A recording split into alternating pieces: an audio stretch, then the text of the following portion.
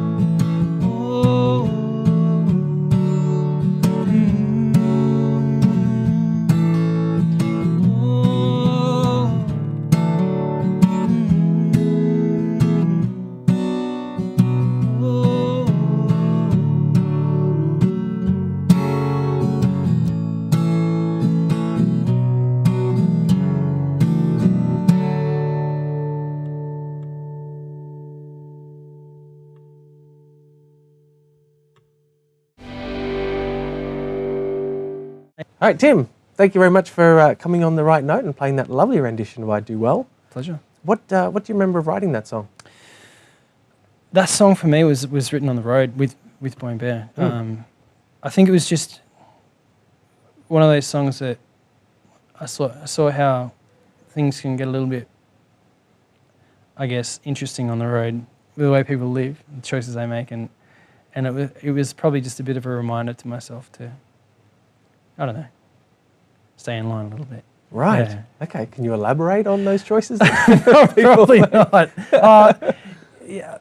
You know, all the rock and roll cliches, I think, but being carried away in that lifestyle and sort of, I guess, seeking it as an end rather than touring just as part of what music is for us. Yeah. You know, as to get our music sort of heard by people and to be there and interacting.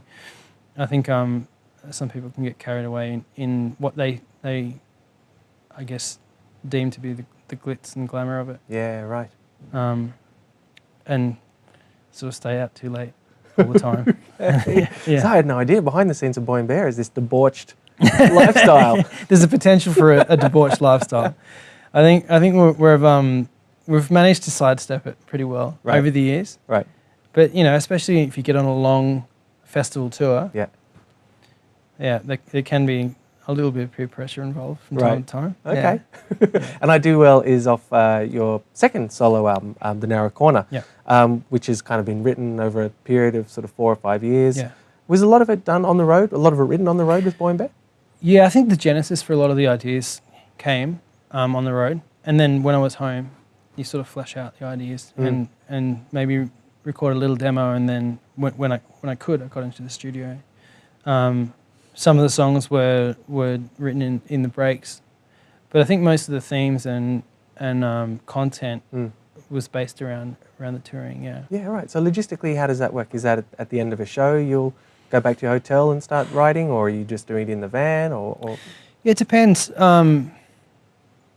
It's mostly when you have a hotel room. So in America, it's about once a week, usually on the tour bus, and then our tour manager realizes that there's only so much of each other we can take.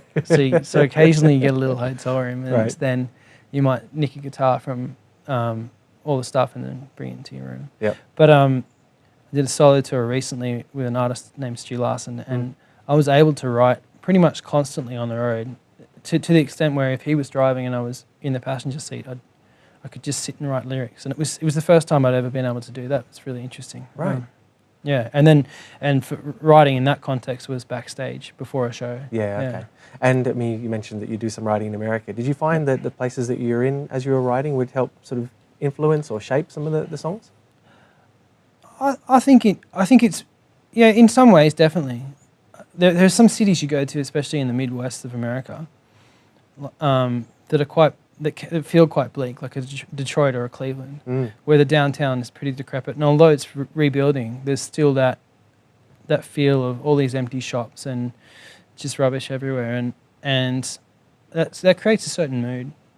And at the same time, if you go to like a beautiful place like Oregon or Washington or even like Vancouver Island, and it's beautiful, and that creates its own mood. And I think I write a lot of dark stuff, so I'm always looking for the happier, sort of more relaxed vibes. Right. Try to slip some of those themes in. Yeah. Well, I think I've seen a quote from you where you were talking about some of the album focuses on you having the rug pulled out from you. Yeah. Are there certain events over the past sort of 4 or 5 years that you've really focused on the record? Yeah. Like there's some relationship stuff, like relationships didn't work out and things that have changed. But and also last year, sort of lost someone quite close to me, a father figure, and very suddenly too. So it was for me a really strong reminder of how precious what we have is, and also how privileged I am to be doing what I'm doing. It's something that I love, and to be giving my time to that, not having to give my time to something that is just purely to pay the bills. And I guess I try to write fairly openly, so people get almost a confessional of what's happening in my life. Right. And that can be a positive, but it also can sometimes be a little bit too close to the bone. So I'm trying to walk that line on this record, and I hope I've got there. Yeah. So when you know that people are going to hear these songs, is there a part of you which is wincing a little bit about what you've let out into the open? Not for myself. I think mainly, I just don't. When the theme of the song is really explicit, I just don't want to drag anyone else in with me. I don't. I prefer not hiding anything anyway. I don't like to have too many skeletons in the closet. But as long as I don't drag anyone in with me and get angry phone calls, I think you're all right. Right. So you played most of the instruments on the album. Yeah. And of course you play drums in Boy and Bear. Yeah. What came first? What was when you were learning music and showing interest in music, what was the first instrument that you picked up? My parents got me into piano when I was really young. Mm-hmm. So I was playing piano from probably the time I was 6 years old. And then I started playing drums probably when I was 11 or 12, just purely for the purpose of playing in church. And then I picked up the guitar because I got into Pearl Jam, Alice in Chains and Stone Temple Pilots. Yeah. And I wanted to play like those guys. And it was really only after I finished high school, and my brother, there used to be that guitar shop on Parramatta Road, Jackson's Rare Guitars. He bought me a blues guitar course, and as an offhand remark, this teacher, he showed the finger picking pattern that Paul Simon uses. Right. And I remember nothing else from that day. All I remember is that, and I was like, I want to write folk songs. Yeah. And so that's how, I got onto the guitar. Really, the style of guitar I play now. Okay. And then eventually, recording-wise, it all sort of helped me to realize sort of what I was hearing in my mind. And I played piano out of pure necessity, and I played the drums because I kind of knew how to, and then the guitar was what I loved playing on records. And then maybe there was an element of control too that I wanted. In Boy and Bear, it's very democratic, and I was like, for my record, I was like a spoiled little brat. I'm like, I want to play everything. Yeah. So before we hear one last song from you, Boy and Bear, what are your plans for the year? Yeah, we're recording an album. I guess we're probably 3/4, if not 85% through writing an album. And we've been demoing it all. We've been sort of We've recorded some of those demos at Killian's parents' house in Northern Beaches and some at Dave's parents' house in the Northern Beaches, which has been a really nice process over the last year. We've got a bit of writing in February and March, and then we'll set a recording date and back we'll go. And how's it all sounding? Really happy with it. Really happy with it. We've spent a bit more time this time for a number of reasons on the writing process, and and I guess the approach has been different. Like straight away, we were recording everything. We were trying to write, so the demoing process has been a lot more extensive than it has in the past. And because of that, we've been able to flesh out songs, I guess, in a more holistic way. So there's probably 30 ideas we've started, and I reckon already probably 13 or 14 of those have already been thrown away, which, when you put 3 or 4 days into something, and go on, that can be hard. But it's been really good. And in terms of, I thought about it, I think Boy and Bear started pretty close to 9 years ago in February. Right. It's so good to still be writing and creating, and I feel, and every band says this, but I feel like we're writing our best stuff now. Wow. And that's probably because we're afforded the time to do such things, but also relationally, all the relationships are really strong and good and healthy in the band. And that's, for me, that's probably what gives me the greatest sense of pride. Yeah, nice one. I think. Well, I look forward to hearing that, but I also look forward to hearing All in All, which is the final song you're going to play for us. Much. What is that song about? I probably chose just really two similar songs. This song was written on the road. I love touring in the States and in Canada and in Europe and UK. I absolutely love it. But I miss home. I miss Australia. And I definitely think there's a part of me that really belongs here. Often as a musician, like in a band, people will say, when are you going to move to LA or New York or London? And for me, I never want to. I love coming home to Australia. There's something that really keeps me in Australia, and that's what this song's about. It's just about, realising how amazing things are out there, but how good we've got it here. Great. Yeah. Well, thank you once again for coming Pleasure. on The Right Note. Yeah, thanks.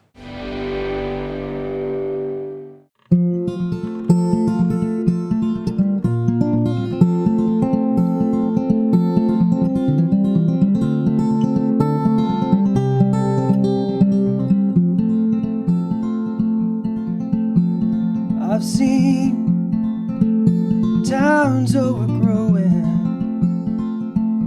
rivers overflowing, and running where they please. I've been into the teeth of a city, in the shadow of money, in the greedy heart of man.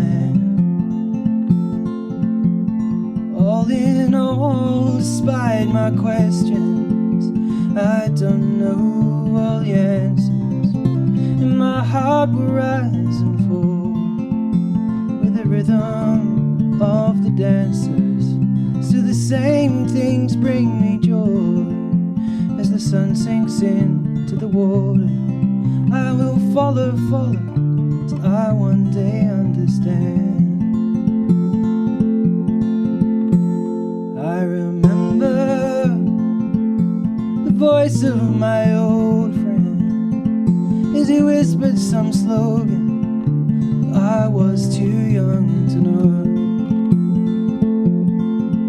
He said, "Loved one, be captured by no one. It is wild and free and it whistles round my head."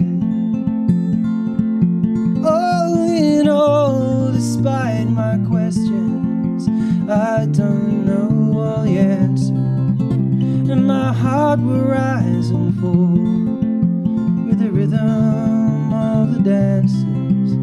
Still the same things bring me joy as the sun sinks into the water. I will follow till I one day understand.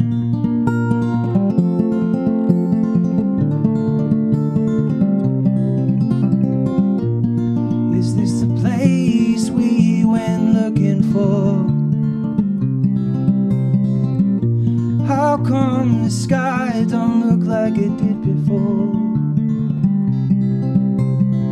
Sure is beautiful though.